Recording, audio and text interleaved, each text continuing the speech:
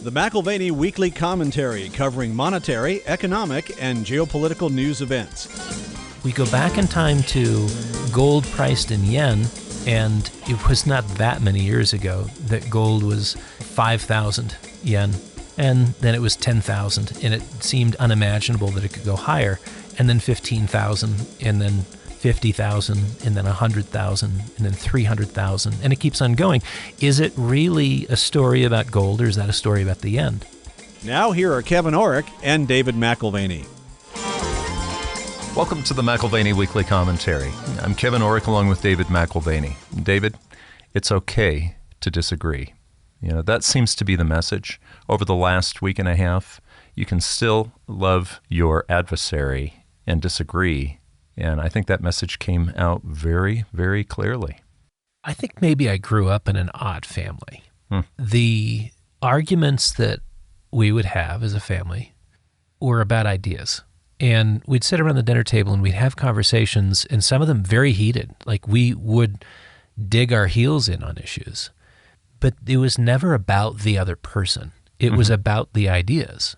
So let me make this point clear. No, you don't understand what I'm saying. There was plenty of back and forth, high energy, maybe sometimes more heat than light, but it was never about the other person. It was about the ideas. And you know, Dave, even this show, going back to 2008, I was surprised at some of the guests that you wanted to have on, because I guess I was looking for an echo chamber for you to be talking to people who would enforce what you already believe. But instead, some of the most intriguing guests that we've had were the ones that I would have said, I don't think I agree with them. Umberto Eco was asked a question. He had a library of 30,000 books, and he would ask, what's your favorite book? What do you think the most important book here in the library? His response to both was, the one I have yet to read. There's a certain gap that needs to be filled, a certain discovery process, and you don't know what you don't know. If you keep an open mind, if you keep an open heart, there is the opportunity for some nugget, for some jewel to be dropped in. And you then realize that you've lived in poverty to a degree without it. Yeah. And there's gratitude. It doesn't matter where it comes from. So Umberto Eco's response, the book I haven't read. The next book is the most important. I would have loved to have spent more time on Sunday actually watching the memorial. We were actually on our way to a memorial for a neighbor. And so, it was interesting. Sunday, really, from going to church in the morning to going to a memorial in the afternoon and listening a little bit to the Charlie Kirk thing, it was a sober day. For sure. Puts things in perspective. Well, several hours over the weekend were spent. I was one of the 100 million viewers of the Charlie Kirk Memorial. It was a state funeral wrapped in an evangelistic revival meeting. And I was surprised. Where was the violence? I mean, when we see these big national things happen, where was the violence? Yeah, the notable differences in tone from the right versus the left in the face of tragedy could not be starker. No burned out buildings, no broken windows, no mass riots or uncontrolled looting. Certainly no mention of the event tragedy at the Emmys last week, which shows a certain one-sided callousness. Right. I think if it had been another person, that's probably all they would have talked about. Anyone should be able to empathize with a child's loss or a widow's grief. And I think some at the memorial service, the speakers obviously took a political tone, perhaps within their rights as professional politicians, and in recognition of Charlie's persuasive views on many policy issues. The surprising aspect, prayer and worship and forgiveness. I mean, regardless of what you thought of the event or of Charlie Kirk, remember the olive branch extended by Erica, the grieving widow. I forgive you. Yeah. And you know, Dave, that was the theme when you wrote your book, Legacy, about your family. Forgiveness was the overarching theme. That meeting with your father at the Waffle House was, I remember when that forgiveness came about. Yeah, you know, you're either a culture that is seeking redemption or you're not. Right. And forgiveness is absolutely necessary because we do blunder quite a bit. And whether it's stepping on toes or wounding others intentionally or unintentionally, if forgiveness is not a part of the culture, redemption's really not possible. Right. And love. Well, plain and simple, that is the best and highest expression. I forgive you. I think that is the best and highest expression of a worldview that is rooted and grounded in love. If you had a loved one ripped away from you in that fashion, what would inform your response? And what capacity do you have to forgive? I would challenge you, the listener, to consider the source of your own strength. I would challenge you to see the current culture war for what it is, a battle for the hearts and minds of a nation, not merely political or social in nature. There are political operators that seek to harness the energy from either side, but the battle behind the battle is a spiritual one, for the soul of a nation, for the souls of its people. When we were on the way to the memorial between the church service and the memorial for the neighbor, I got a chance to tune in and listen to Ben Carson when Ben was talking. And he gave that quote that if you kill a tyrant, their power decreases. If you kill a martyr, their power increases. It really reminded me of the last 2,000 years, going all the way back to the Roman Empire. Well, as in the 1st century AD, where on display was a power which transcended Roman might and social engineering. So too, in the widow's words, in Erica's words, filled with a peace and a calm that defies simple explanation. Mm-hmm.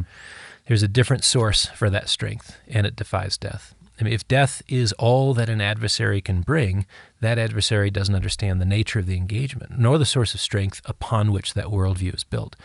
So if you are made for more than this world, death is a bridge to a new life. Playing off of fear is a means of social control. And so the Romans experienced it with the Christian community in the 1st century. No fear of death. What does that do? It negates political power and social coercion. Yeah. Well, and a lot of people treat the book of Revelation as a futurist book, but actually it was written to a people that were in the Roman Empire at the time, and they were dying for their faith. And I think the turning point, it's a 22-chapter book. The turning point in that book is the verse in Revelation 12 where it says, they overcame by the blood of the Lamb, by the word of their testimony, for they loved not their lives unto death. Death can really spread a true statement, can it? Well, perhaps more than a few political leaders around the world looked on this weekend and were confounded. What every totalitarian leader across the world should recognize is that what lies behind that calm repose in the face of death is exceedingly more powerful than any degree of brutality or coercion they can exert, whether it's using technology or military hardware or propaganda. Yeah, and the difference between dialogue and monologue, Dave, the guests that you've brought on are dialoguing. To be honest with you, I had never really seen one of Charlie Kirk's circles where the students that disagree with him circle him and they start a timer, and he has a mic and they have a mic. They agree on terms, so they start with agreement. And then everyone judges whether that person can keep that seat. That was fascinating to watch it because Charlie Kirk wasn't hating his opponents. He was actually encouraging dialogue. Well, perhaps the reason monologues are more common than dialogues is that people have a hard time listening, a hard time actively engaging, and a hard time asking clarifying questions. Conversation should be a combination of being heard and hearing, listening so that you might understand. And in the midst of doing that, you're addressing prejudgment, which just comes too easy to all of us. Right. But it seems the default mode, both on the right and the left. Well, and I told my wife after this happened, we would be grieving just as much for the death of someone that we absolutely don't agree with. A bullet should not stop a debate. Tragedy is tragedy. When you see the celebration of Charlie's assassination by at least a few on the left, it merely reveals the nature of the conflict is anything but rational. So just as light banishes darkness, love, I think, is the only response that stands a chance at thawing frozen hearts that are, that frozen. So if love seems like an unnatural response to a threat of violence, it's because it is unnatural. Mm-hmm. Call it supernatural. Right. But Christ's response on the cross to his Roman executioners, Erica quoted from the stage, "Forgive them, for they know not what they do." And it demonstrated a perspective that was as foreign to the Roman view of the world so many centuries ago as much as it does to any secular worldview today. When you use the word secular, it can mean several things. But the Fourth Turning, Dave, when you interviewed Neil Howe of the Fourth Turning, he talks about the seasons of a cycle, and those cycles can be 80 to 100 years long. I'm thinking back to the Depression, and even before that now, that would be about 100 years. But the secular trend, actually, these cycles there is a first turning, and there's a generation that changes things dramatically. What's the saying? When it gets the darkest, it's about to be light. Done. Yeah. Yeah. Well, you're right. There is two definitions for the word secular. One being sort of with the absence of a spiritual reference point. You could think of secular in that sense, or seculum, having to do with a long cycle of 80 to 100 years. So Charlie Kirk's death, I think, likely laid the foundation for a first turning. If you reference Neil Howe, he did us all a favor in crystallizing the interactions between generations and describing generational trends. In a world without heroes, in a world where you see, more common than not, selfishness, what do I get? Me, myself, and I. In it to win it for the self. In a world without heroes, that 31-year-old will be one of those heroes. For a generation seeking to live for something greater than themselves, I think he'll stand out. There's a point in the history books where he'll stick out. First turning is well into the future, I think, though. It's an interesting thing that he called his ministry or his organization Turning Point, because Neil Howe was talking about a first turning, second turning, third turning, fourth turning. The first one is what we look forward to, isn't it? Well, sure. Politically, socially, and financially, we are stuck in a fourth turning now. It is a season like winter, which is a season of decay. But fresh perspective and a refreshed commitment to transcendent values, that is what Howe describes in a first turning. And I think Turning Point was, in my view, a prophetic name for his organization. After the darkness comes a new dawn. Markets run in cycles. Social and political structures run in cycles. And therefore, nations run in cycles. You know, your dad used to have a slide. I think it was his most worn out yellow slide. And it pictured a triangle, how you have the interconnection with the spiritual, the political, and the economic, that you can't actually extract those from each other. So let's go back and let's look at the economic for a little while here. If we're talking about seculum, we're talking 80 to 100-year cycles. And you love absorbing yourself into a book, and I know you did that this weekend as well. Yeah, spent a good bit of time this weekend poring over Barry Wigmore's classic on the 1929 to 1933 period. There's no better chronicle of the market gyrations in that period of intense financial pressure, compression, really.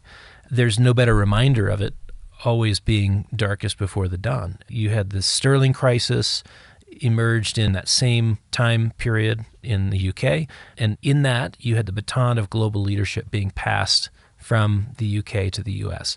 So currency hegemony was ceded, financial market leadership was ceded from London to New York. It was the worst of times, which set the stage for certainly better times.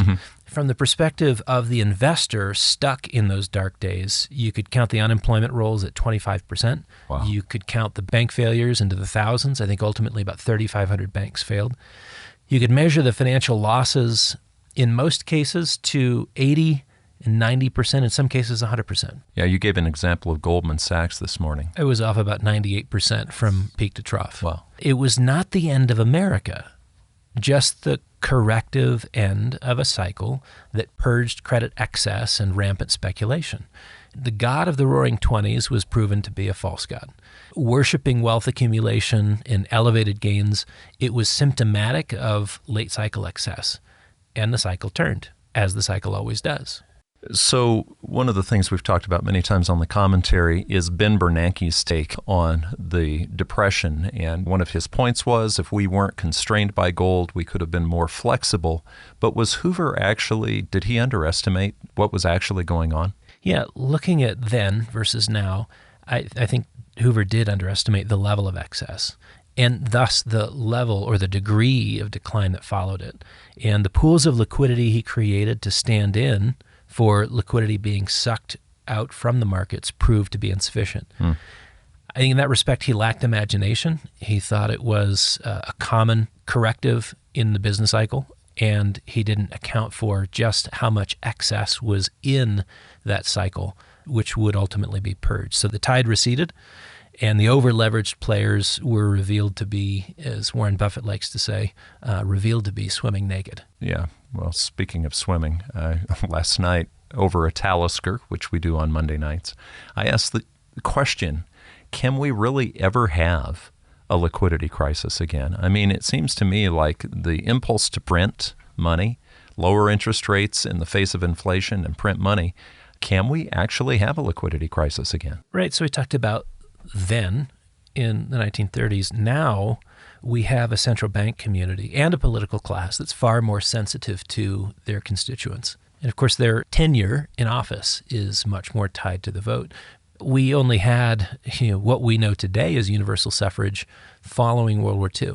So there's a much different relationship to our budget following World War II.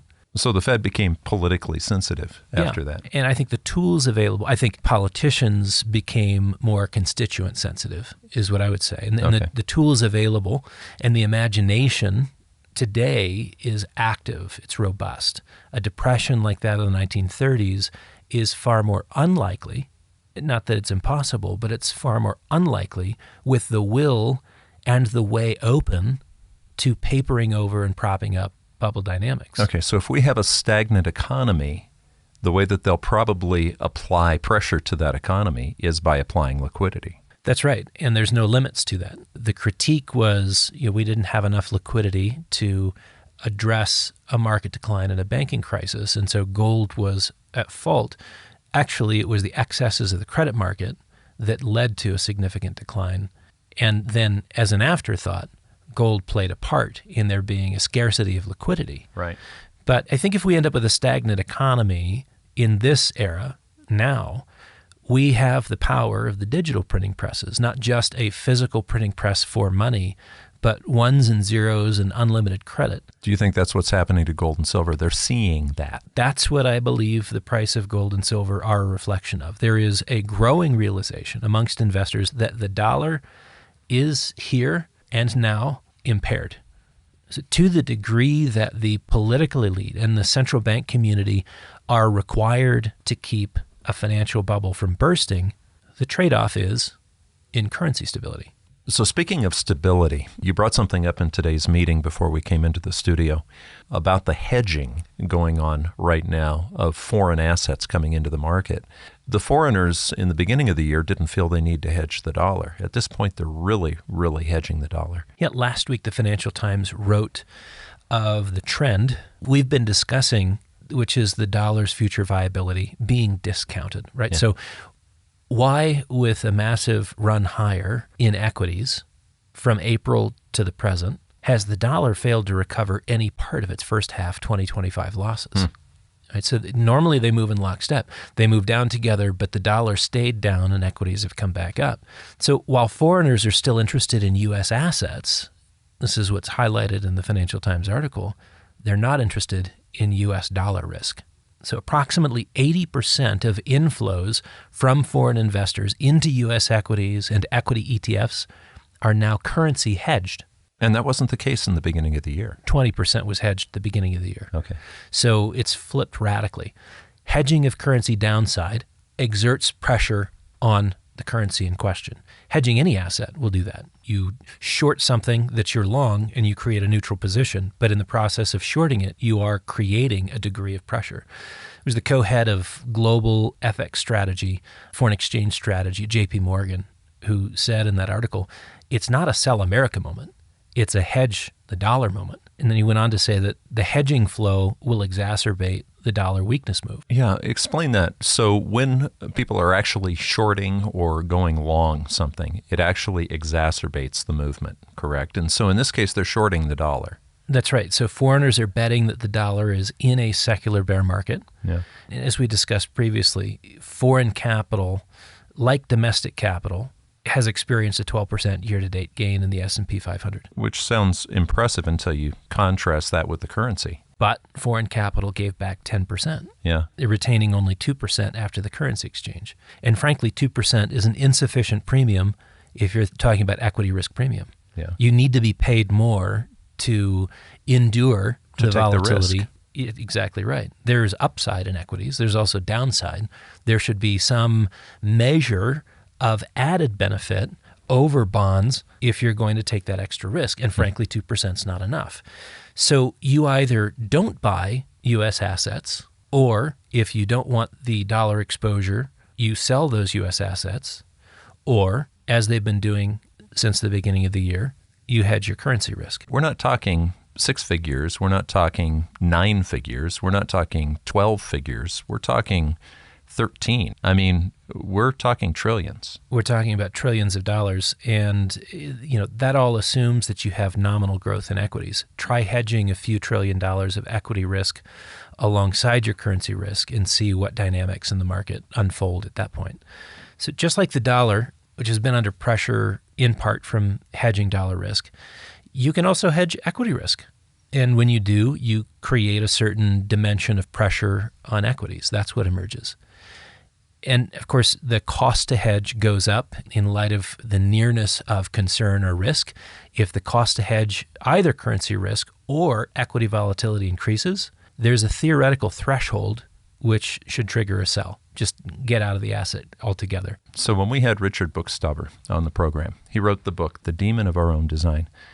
He said that's what triggered the 1987 crash. Some of my favorite words opening a book, he basically says, I might have been directly responsible for... I remember that. Yeah. I forget the exact quote, but... I was maybe responsible for the crash of 1987. Yeah, and it was market hedging that delivered a 22% single-day decline in equities. It was October of 1987. Dynamic hedging strategies. It's because of the derivatives market, right? Right.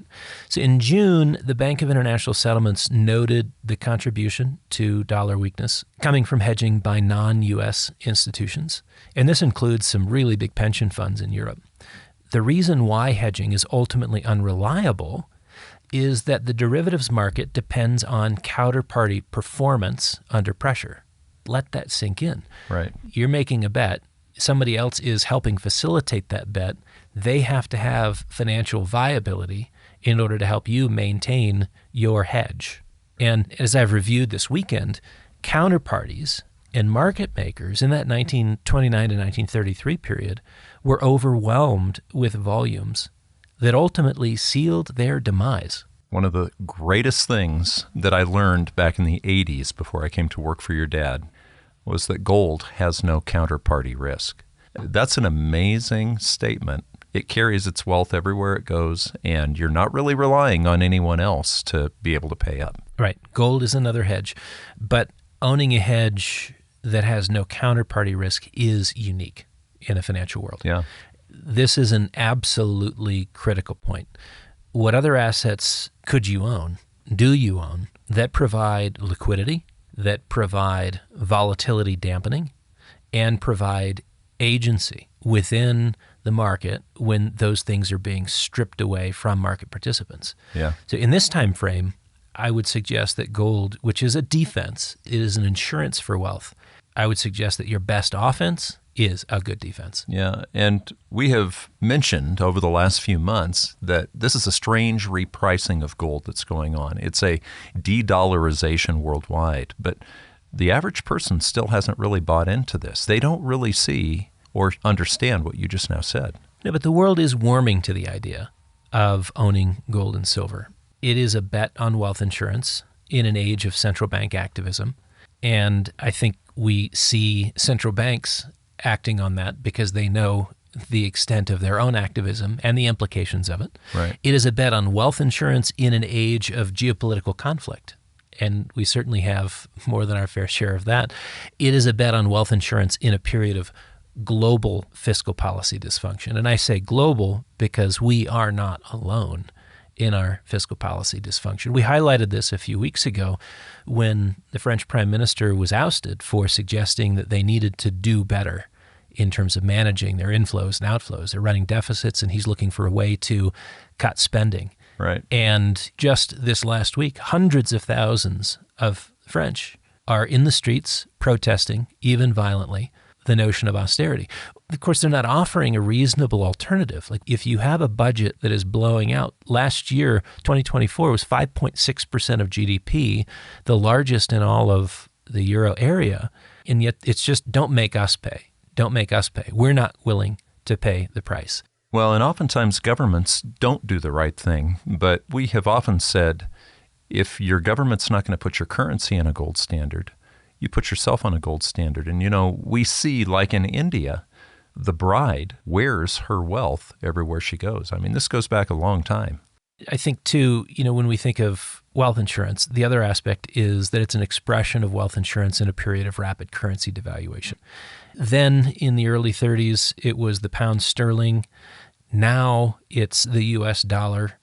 How low will she go? And if the hedging strategies fail, then requiring straight up liquidations, that's what happens next. What impact will that have on the gold price? I can't get the Limbo song out of my mind when you said how low will it go? Well, I think the course ahead for the metals are determined by external global dysfunction rather than sort of an internal metals market dynamic. On top of those bets, we think of as wealth insurance. You mentioned the Indian wedding season. We're entering Diwali. Right. Which has been a source of seasonal strength for gold demand in India for centuries. It's a predominantly agricultural-based economy, and when you get past harvest, you finally have money, you can afford the wedding. You can afford the wife, you can afford the husband. And as a part as a part of the quote-unquote love trade, the Indian wedding season, a form of social insurance, is gifted to the bride in the form of wearable wealth. When we talk about counterparty risk, one of the things that we're seeing also is, even fiscally, Dave, the supposed strongest economy in the world is going trillions into debt every year. So in a way, we're between a rock and a hard place. We could have a liquidity crisis if we don't see interest rates come down, or quantitative easing, or yield curve control. All these tools you were talking about, they do have a price. Yeah, and I think when you look at the demand dynamics in gold, there's different inspirations, different motivations for owning it, whether it is the gift to the bride or debt issues that are an ongoing source of inspiration amongst the investor community. This is the season for both. And demand is indeed ramping up in the East. Again, this is a seasonal factor. And yes, the investor demand for metals via ETFs is ramping up as well, because our debt issues are not resolvable. Right. Via economic growth. That is the hope of our current administration.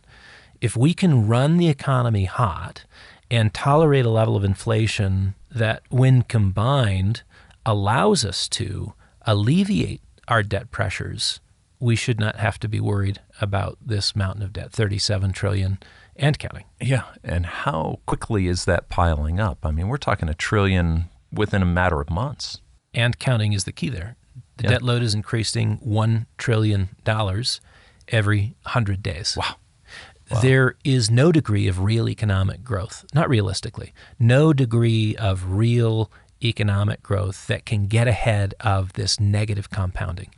So the heavy lifting on debt alleviation, if you want to, again, come back to our debt issues and how this administration is approaching resolving that, economic growth and inflation, the heavy lifting on debt alleviation must come from soft default via devaluation of the dollar. Yeah, I was talking last night with you also.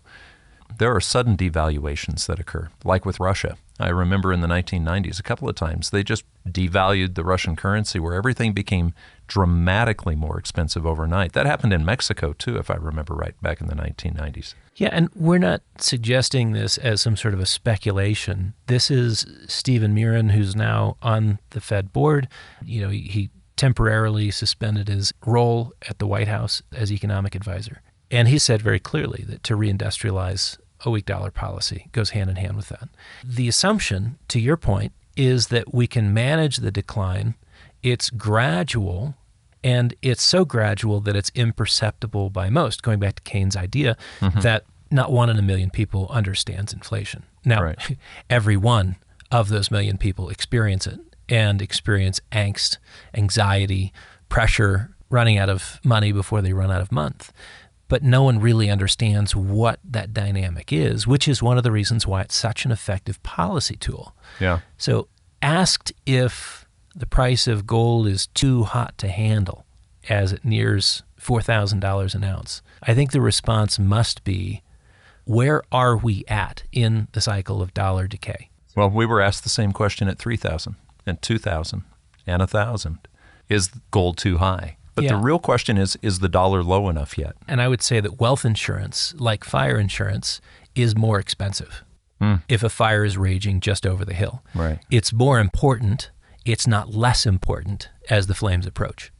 Dave, there's a shift I remember a story your dad used to tell that if you throw a bunch of Krugerrands down on the floor and say, everybody have at them, that's the greed cycle. People will jump and they'll try to grab some Krugerrands, some gold coins off the floor. But he says if a 10-foot gorilla steps up with a straight razor, I think is how he used to say it. Remember that? Yeah. He says all of a sudden it's fear. Okay, the motivation changes to fear. Right now, people are asking the question, how much can I make? When really the fear hasn't really set in, has it? I think that's right. People are still trying to figure out what they can make from an investment in gold instead of asking the more critical question, what are you prepared to lose without it? Right. The financial fires have started, limited moisture contents in the air. If you're betting the wind won't blow your direction, you haven't studied enough meteorology. The wind blows where it will. If you think you can manage the next few years without a metals portfolio, you haven't studied enough market history. Well, and the Asian dynamic, I think sometimes we don't understand just how much gold is being accumulated in Asia right now. Yeah, and I think Asian ownership of gold should be put in context. Half the dollar block is held in Asia, and that's following decades of trade imbalances which have fed a buildup in U.S. Treasuries. We should not be surprised, therefore, by the outsized gold demand in Asia. Gold is their wealth insurance. It's their hedge against dollar volatility. Speaking of China, the oil markets are really interesting in the last few weeks. We've had a bunch of research come out. The expectation is that the oil markets will be oversupplied by 2 to 3 million barrels a day by late 2025 and into 2026, which puts us at a supply-demand equation on par with 2020 in the COVID period and is very suggestive of much lower oil prices. The assumption by most analysts is that we trade below $50 a barrel. Okay, but you're referencing this in context with Asia and China. Right. Tell us about Chinese buying. Well, it's because for all the fundamental factors of supply and demand, prices have yet to succumb to pressure on the downside. The best explanations are that, number one, Chinese buying to expand their strategic reserves has been incredibly aggressive in the last 2, 3, 4, 5 weeks. Do you have any idea why? I think that's a great question. I think it's likely in advance of conflict or in advance of further sanctions with the U.S. Certainly, it is a means of accelerating de-dollarization. They can own gold. They can also own other hard assets. They can replenish their copper stores. They can float a bunch of tankers offshore full of oil. And it remains very opaque. People only get concerned about, supplies and the tapping out of excess supply when you've got Cushing and Rotterdam and places like that usually are the storage facilities. When they're full, that's when you can begin to see a discount in the price. They're not full, nor are they likely to be if we continue to fill tankers and float them off the coast of China. So I'm interested in the strategic reserve part of that because that could point to conflict. And I remember in 1989, Dave, we would come into the office and gold would be down 10% on a Monday morning. And back then, you could make the call to the trading floor and say, hey, who's doing the selling? I remember at the time hearing that it was the Saudis that were bear rating gold. Nobody really knew why, but what they would do is on a Monday morning in low volume, they would sell a bunch of gold, and then they'd come back in and buy 3 or 4 times that at the lower price over the next few weeks.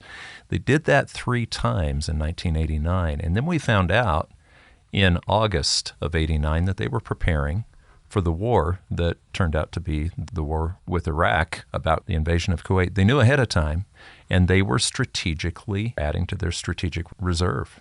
I suspect that it has a lot to do with the acceleration of that de-dollarization trend. Right. And I say that because they are fast becoming the largest producers and now users of electric vehicles. It's not like a boom in economic activity is, particularly retail, is going to drive extra demand for oil and gas. So as a strategic asset, they want to own it.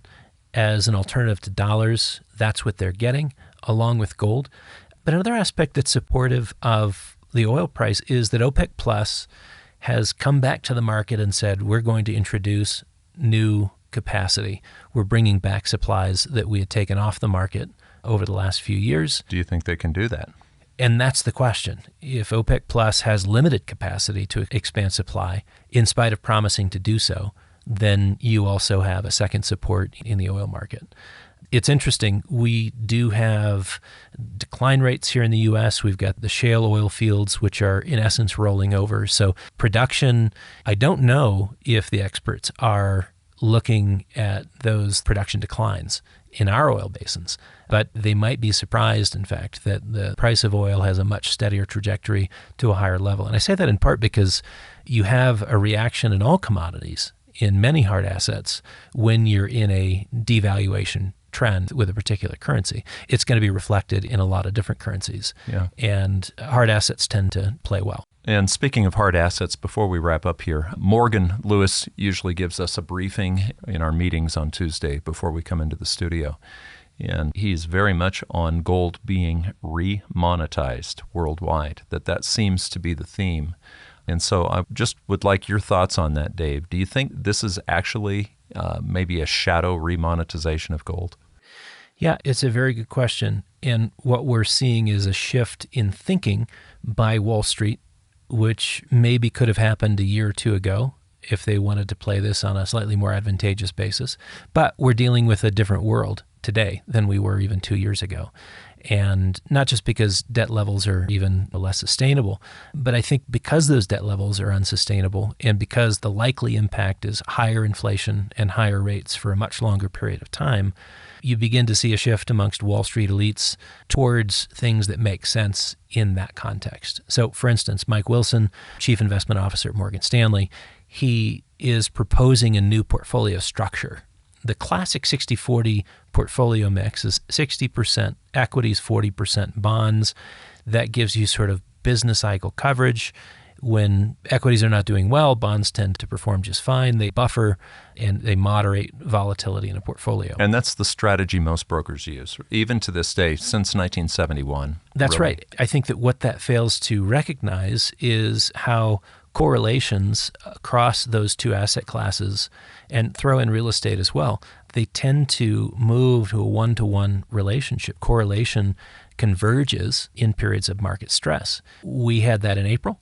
We had that in the first quarter or two of 2022, where your bond portfolio was suffering right alongside your equity portfolio, and the 60-40 portfolio was like a double punch in the face, a jab.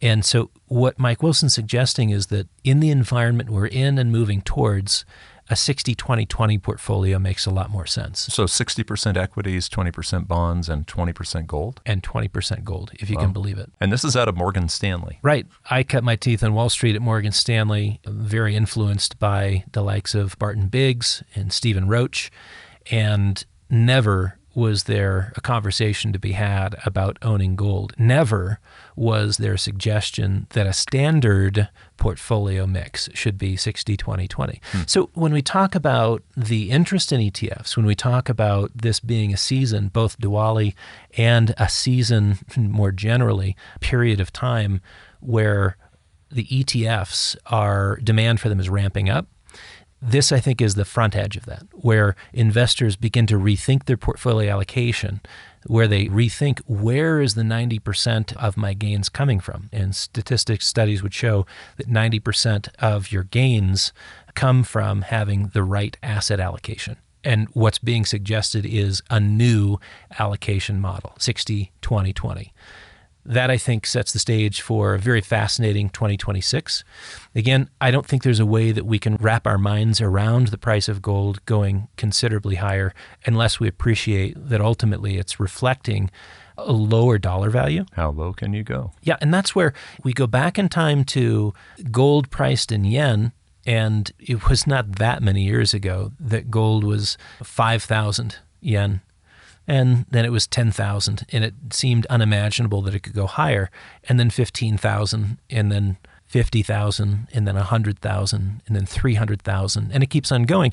Is it really a story about gold, or is that a story about the yen? So when you say how low can it go, we are talking about the dollar, and it means that, frankly, we don't know what the ultimate heights gold can reach.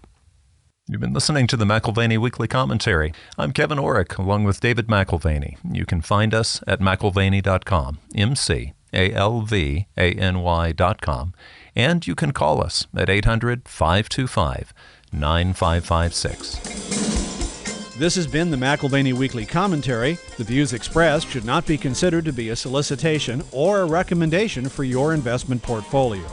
You should consult a professional financial advisor to assess your suitability for risk and investment.